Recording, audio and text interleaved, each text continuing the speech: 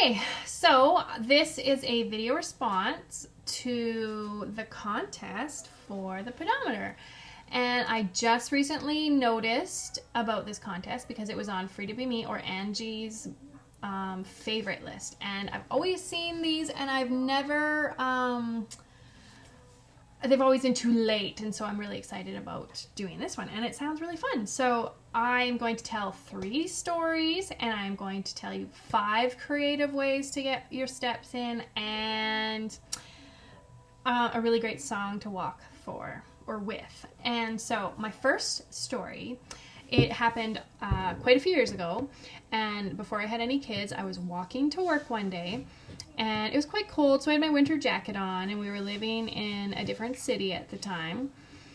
And I'm walking along and I'm passing an apartment building and I just, you're looking around and I'm looking this way and lo and behold, I see there's a guy in the window and he is completely naked and he must have been standing on a chair because you couldn't see his head or his face, but he was standing in the window like this. See, you can't see his head, but you can only see the body, and he was doing this.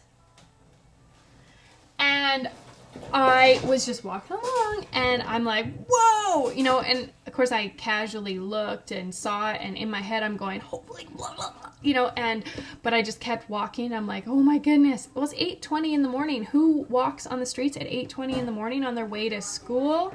Kids. And it was so sick. So I phoned the apartment manager and I told her, I said, you have got a guy doing this in the second floor window. And she's like, oh, would you come up here and make a statement to the police? Because other people have complained, but no one's willing to make a statement. And I'm like, of course. So I did, and I had to write a written statement. And of course, I'm a hairdresser, so I go to work that day and chatting about this. And it was just quite hilarious after talking with all these ladies about this. Quite sick, but quite hilarious to talk about. And, I was supposed to identify the type of flag he had in the window, and are you sure it was a Canadian flag, and this and that, and, that's my first story. Okay, my second story is what I call my Mexican tours that I've been on. So, like 8 years ago, we were in Mexico with some friends, and we were in Puerto Vallarta, and last day we checked our bags and we decided to spend the day in Puerto Vallarta, and we're walking around. We finished the day, we need to get back to the airport, and we take a bus, and we get on the bus and we ask the guy, do you go to the autobus? And he said, oh yeah. So we get on and he starts driving and he's going, and he's supposed to make this corner and he doesn't go, and so he just keeps going straight, and we're like each going up there saying, are you going to the bus station, autobus, showing him our tickets, and he's like, yeah, and he's laughing with his buddy in Spanish about, oh, stupid Americans and whatever, and we're kind of freaking out. So we're going down dirt roads, we're going down like Mexican little huts, and finally we get to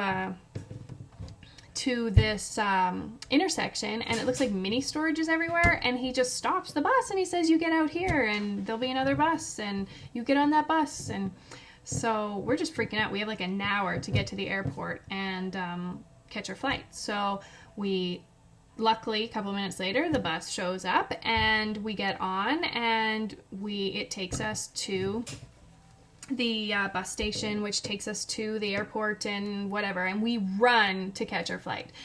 Well, not only has that happened to us, but just recently, after I had my VSG surgery with Dr. Hoya in Mexico, we had 4 days after the surgery to, just look around Mexico and do stuff, and my girlfriend had never been, so, we're catching buses everywhere because I really like that.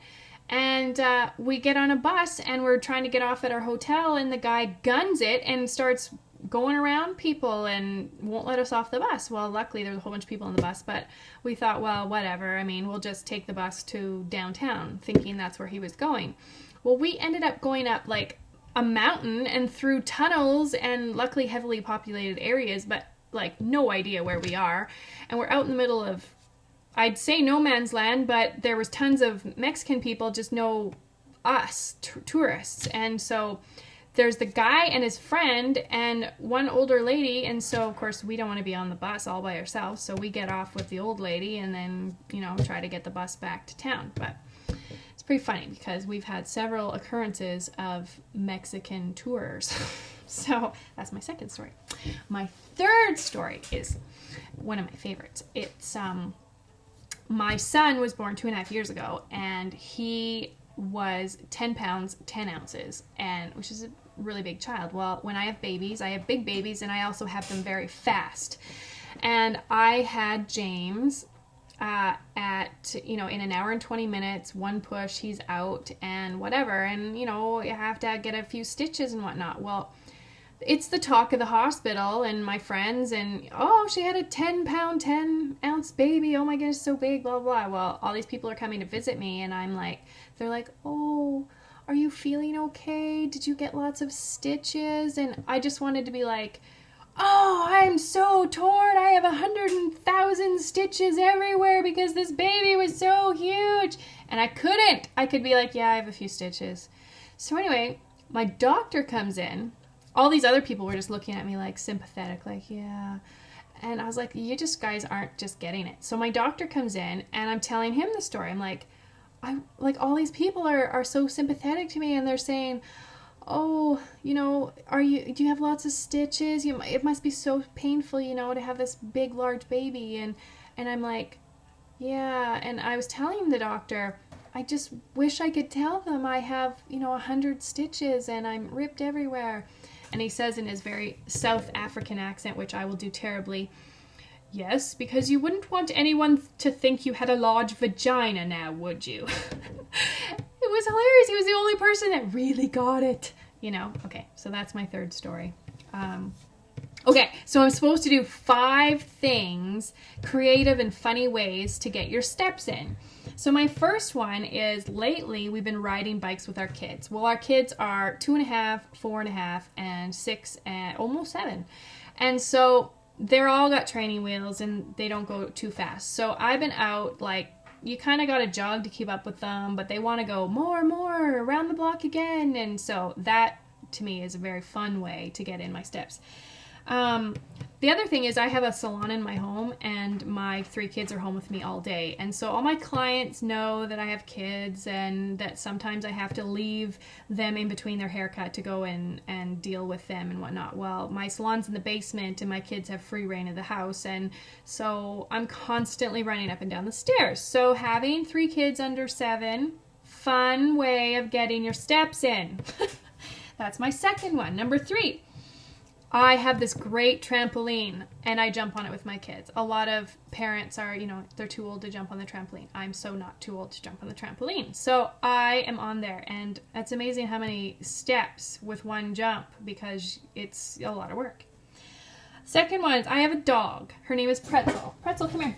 Come here. Come on. And she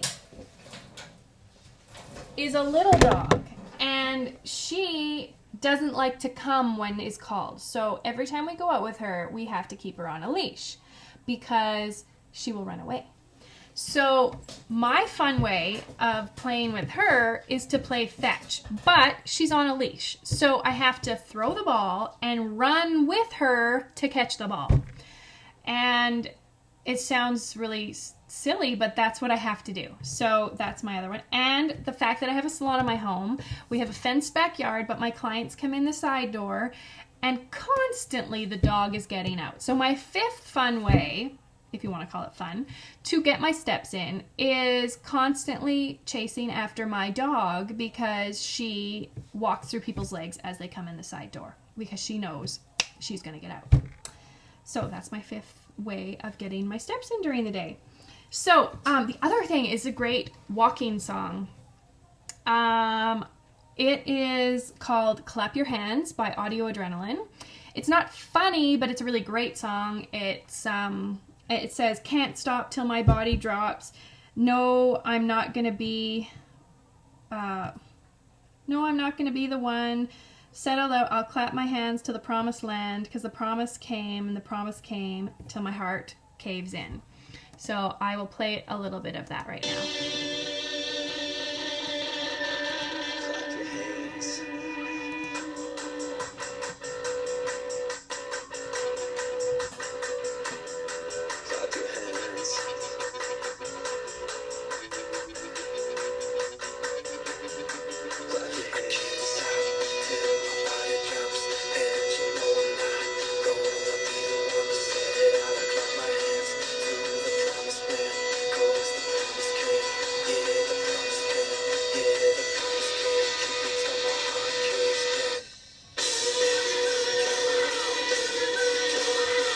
would make me keep going. So anyway, this is my entry, and I guess some of you will probably be watching and get to know me, so I'm a little crazy, but